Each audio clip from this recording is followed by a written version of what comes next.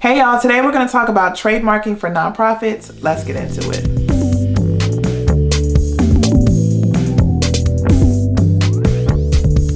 Hey there, this is Tiffany with Boss on a Budget. I help new and small nonprofits get up and running. So if you need help with your nonprofit, make sure you are subscribed to this channel. And if you didn't realize it, I have like over 100 videos. So if you have a question about nonprofit startup, 9 times out of 10, I've answered it already or answered it in some form. So I really do recommend you check out my channel, Boss on a Budget, so you can learn more. Okay, y'all, so today we're going to talk about trademarking, and I'm going to try to keep this video as organized as possible. If you've watched my other videos, I like organization and I like to break things down, but this video may seem a little bit more random because I just want to provide tips for trademarking your nonprofit.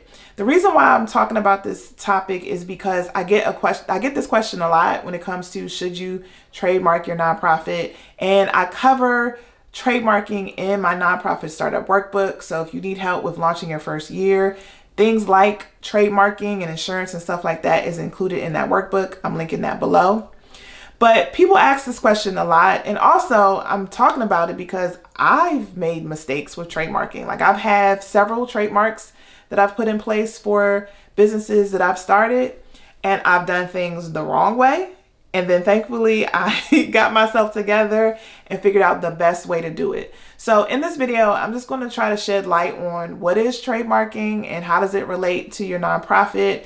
Then I'm going to talk about the difference between trademarking, having a patent, and then having a copyright. I'm going to share a little bit about the benefits.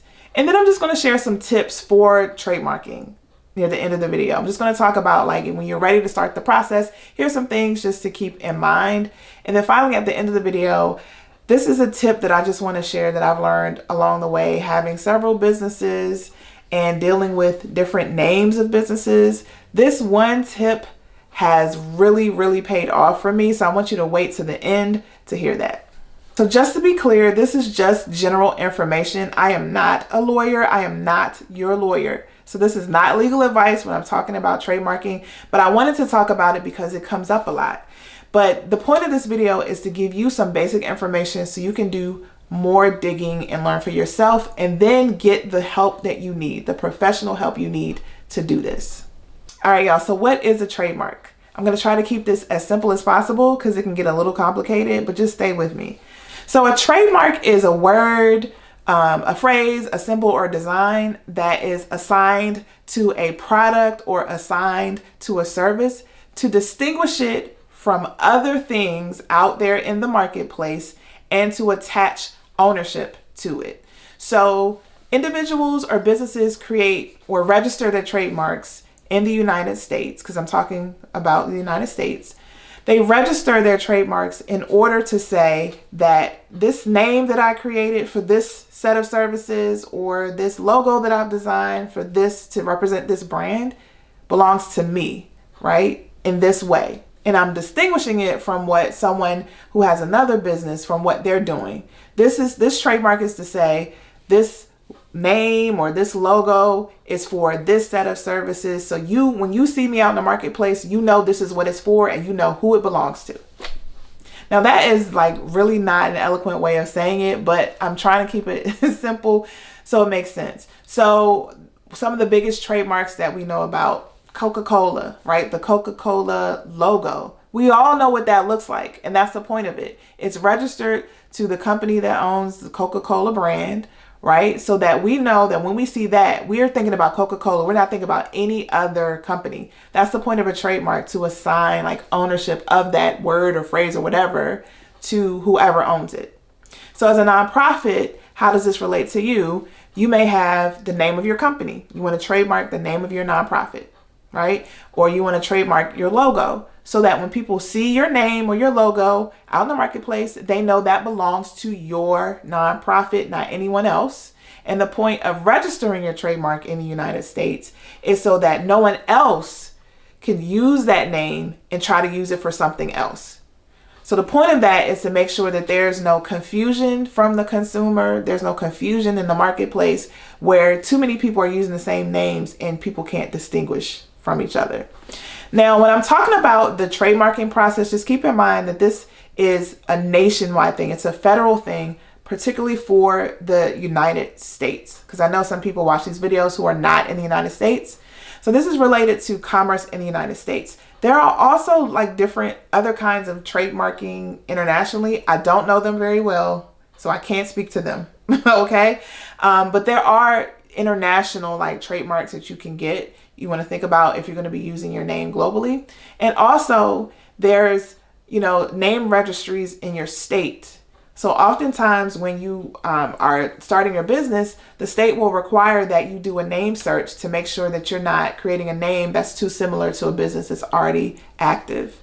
So there are different levels to this, but when I'm talking about trademarking or registering your trademark, I'm talking about registering it with the United States government, the United States Patent and Trademarks Office, USPTO.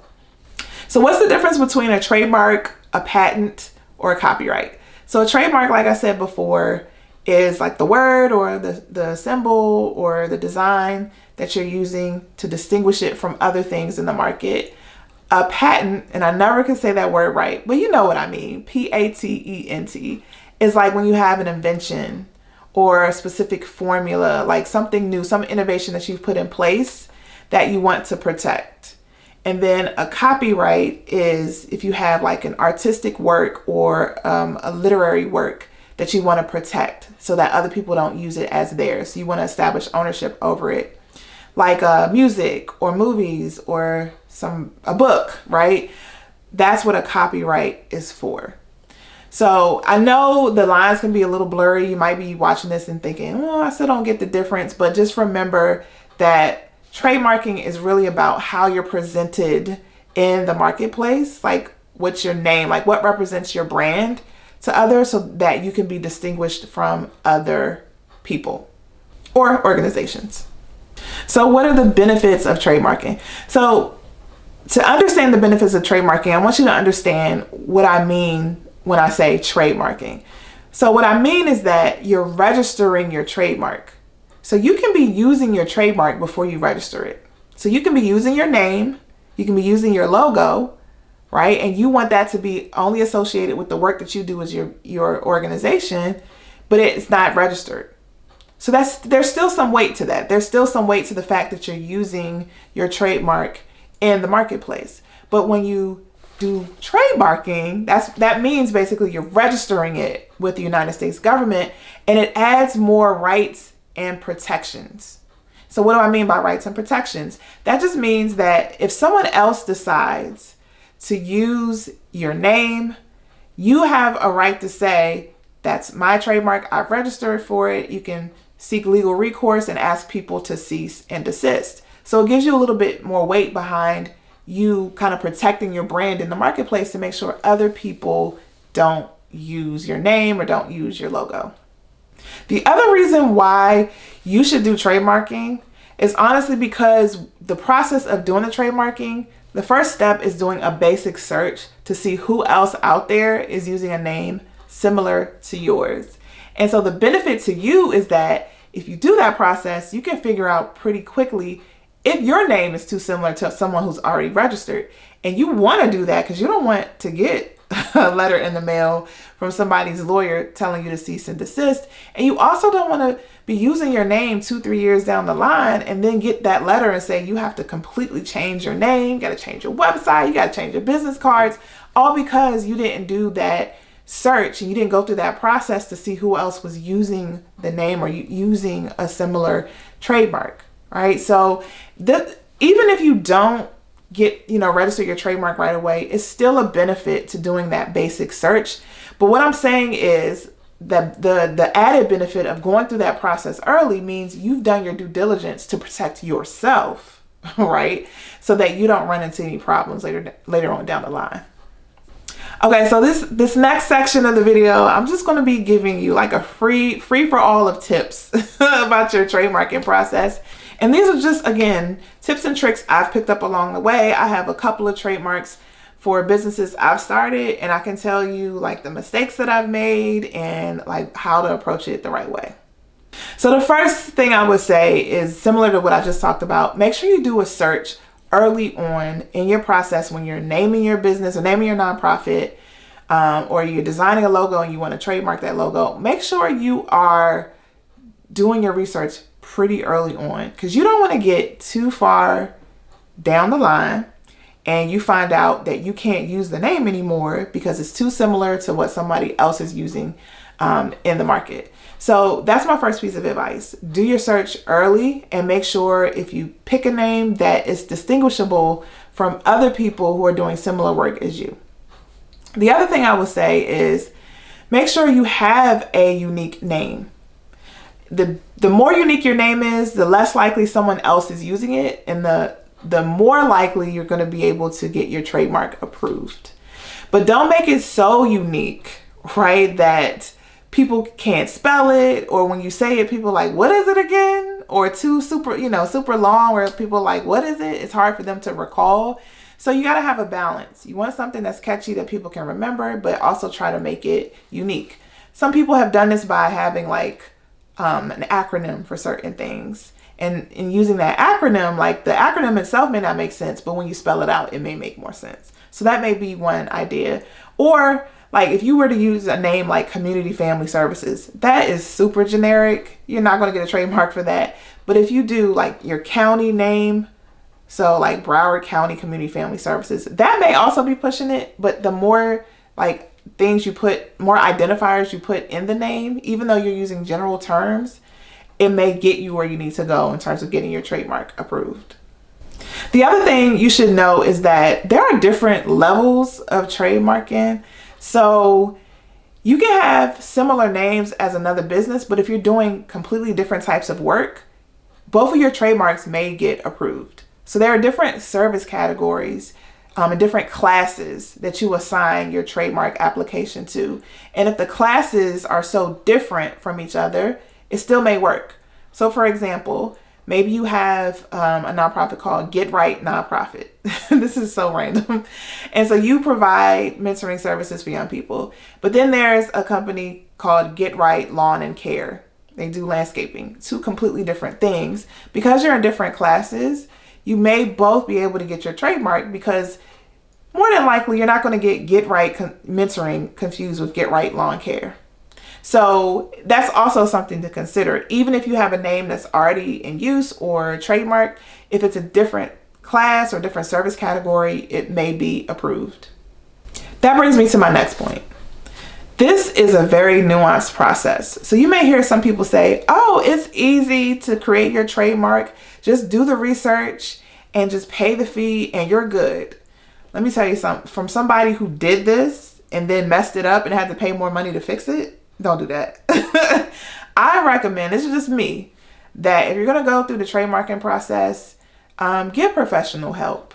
And I know some lawyers who do it for a reasonable fee. Now, there's some lawyers out here that are charging pretty ridiculous prices. That's their prerogative. But there are some very reasonable lawyers out here, and lawyers that I've used to get your trademarking. And the reason why you want to get professional help early on is because the mistakes you make can be costly. So if you get a rebuttal back from the USPTO and you have to, address their questions or address their concerns, you may not know how to do that, right? And so you are wasting time, number one, and you may have to pay more money in order to get it fixed. So just start with professional help from the beginning and just get it right the first time. So those are my tips for trademarking, things to look out for when you want to register your trademark. And I also promised in the beginning of this video to share my number one tip that has really helped me whenever I'm creating a business, creating a new name. These are things that I automatically do when I'm deciding on the name of a company. So first things first, I'm going to look on the state registry just to make sure that no other business in my state is using the name. I already said that in this video. I then go to the who is domain search, right? And so what that is a database of all the website domains that have been purchased. So you can see who is using the website or the domain address for that may be similar to the name that you want to create. Why is this important? Because some people will create websites but won't have businesses associated with them, right? Or they won't go through the trademarking process or never incorporate anything. So you going on the state registry or even looking at the USPTO database, you may not find anything. But then you pick a name and then you decide to, all right, get your website. You'll find that somebody else has the website name. So when I'm picking a name, I also take into consideration who already has the website, and can I change or can I use a catchy website that's close to it, even though someone else may have what I originally wanted, so that I can keep the name. But if like the person who has the website domain, if they're using it and they seem pretty popular, and it would be really confusing for people to go, like if you do .net instead of .com, but you know people are going to naturally go to .com and get confused, then I would scrap it. Like if someone else was using the website name that I wanted to use associated with the name of a business, I would come up with something different. Or I would figure out how to make a unique website. Because again, also if people search in Google, you don't want that other website to come up either. So you want to think really critically about like how you're naming, especially with people who are out there already on the internet. And this is the other thing that I do that's important. I look on social media and I figure out early on what my social media handles will be. And I want to make sure that my social handles across the board are consistent.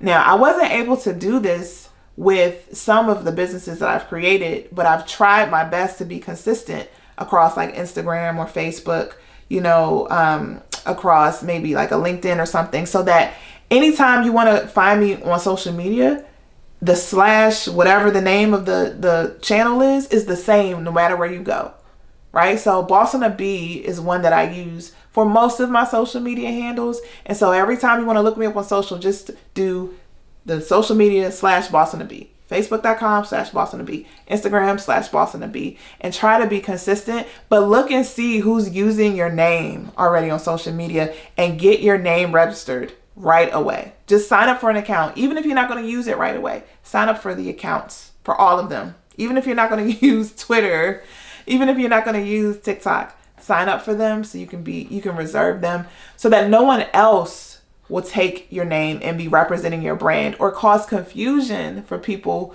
who are potential partners and donors when they go looking for you. That's the whole point of this. You don't want to cause confusion. You want consumers to be able to find you easily and not be turned off by what they find in case they find something else. You don't want them to mistake you for somebody else. All right. I hope this video was helpful. If you need help with your nonprofit, don't forget to visit me at www.bossonabudget.com. And like I said before, I have a bunch of videos on nonprofit startup and raising money. So make sure you check out the Boss on a Budget channel for more information. Otherwise, I will see you in the next video.